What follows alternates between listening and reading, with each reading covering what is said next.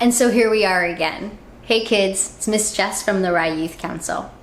Today we're going to talk a little bit about peer pressure.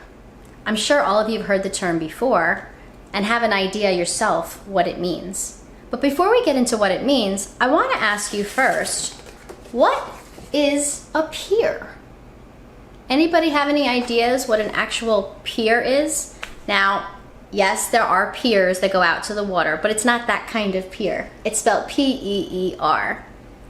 A peer is someone who is your age. So your classmates are your peers. If you're on an airplane with a bunch of kids your age, they're your peers.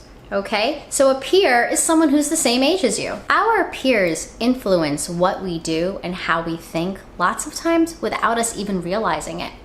For example, maybe you're getting on the lunch line at school and you have no idea what you're going to get for lunch. And you see everybody grabbing the french fries or the chicken sandwich, and you find yourself grabbing the very same thing. And that's totally okay. We learn from each other. Sometimes we may see somebody doing something kind for someone else, and we want to do that too. That's influencing us. Sometimes our behavior influences others to do something kind or nice, or maybe even to study harder. Peer influence happens all around us. But sometimes peer influence can turn into peer pressure. Peer pressure is when we have a decision to make and someone of our age, whether it's one person or a group of kids our age, your age, are pressuring you to make the decision that they think you should make. And there are two different kinds of peer pressure. Lots of times we think of peer pressure as a really bad thing, and of all the bad things that, we're going to talk about that in just a second. But let's for a minute think about positive peer pressure. Positive peer pressure is when someone or the people around you who are your age are actually pressuring you to do something that's really good for you. So for example, let's just say you want to try out for the school play and you're really nervous. You're like, I don't know if I should do this. I don't know if I want to commit the time. I don't know if I'll even get a part. I'm nervous about singing on stage or acting, and you're really confused about it. And then all of a sudden 3 or 4 of your friends come up that are your age and they say to you, oh my goodness, you should totally try out for the play. It'd be great. We're all trying out. Oh, come on, join us. Do it. It'll be so much fun. You're going to love it. And you try out for the play, and it winds up being a really great experience. That is a great example of positive peer pressure. Your friends are trying to influence you to take a chance to do something that can be really great for you. And that's wonderful. So then, what about negative peer pressure? Negative peer pressure is when peers and someone our age are pressuring us to do something that could hurt ourselves or hurt others or just isn't right. And negative peer pressure can be really tough to deal with. Examples of negative peer pressure could be peers of yours encouraging you to cheat on a test or helping them cheat on a test. Maybe you hang out with a group of kids who you really like, but they always leave that one person out, and you feel kind of bad about it. But they say, oh, come on, don't worry about it. You just stay with us. We're fine. Nobody's playing with that student. And you still don't feel right about it. Or sometimes peer pressure can be someone trying to get you to do something dangerous. I know a story from one of our Midland school families where a young girl was at a club that she and her parents belonged to. And there was this really high wall.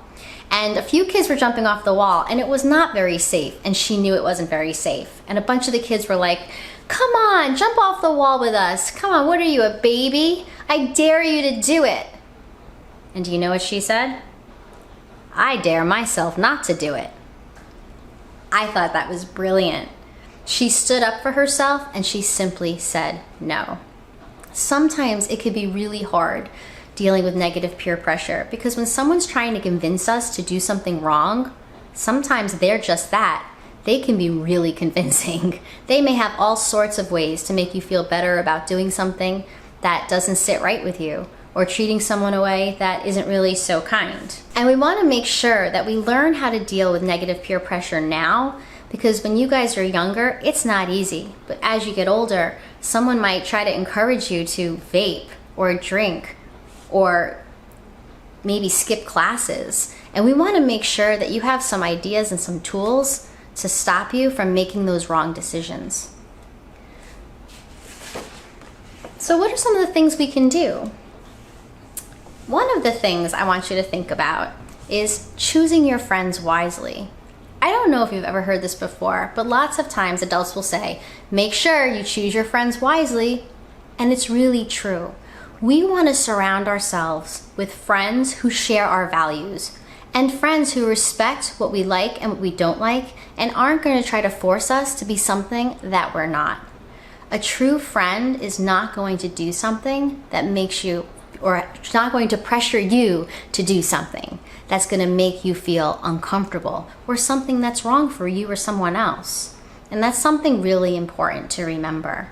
When we remember our values, it's a little bit easier to stand up to other people when they try to pressure us in a negative kind of way. Something I want to make you aware of is what I like to think of as the icky feeling.